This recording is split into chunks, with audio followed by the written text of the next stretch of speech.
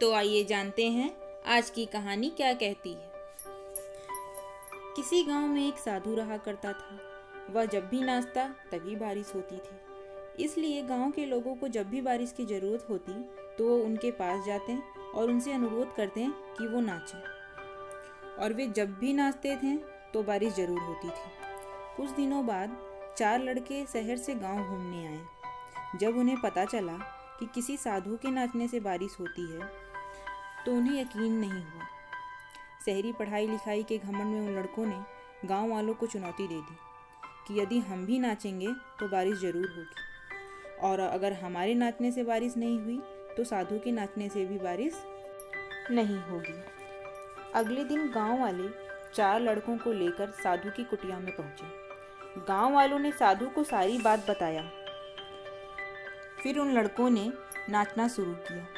पहला लड़का नाचना शुरू किया। 1 घंटे तक नाचा। उसके बाद थक कर बैठ गया, पर बादल नहीं दिखे।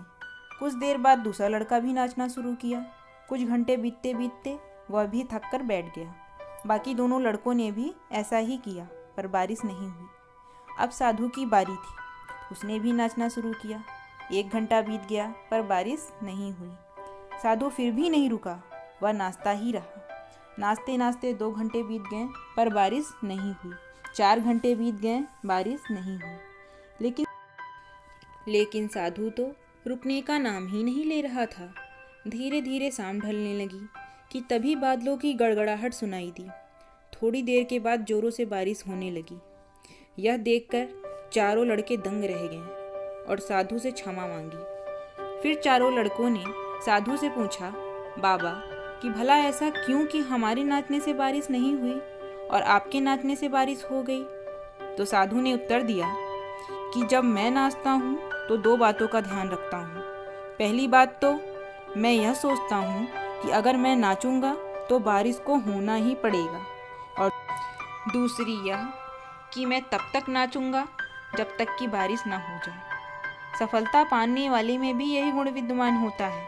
वे जिस काम को भी करते हैं उनको उसमें सफल होने का पूरा भरोसा होता है, और वे तब तक उस काम को करते हैं जब तक कि उसमें सफल ना हो जाए।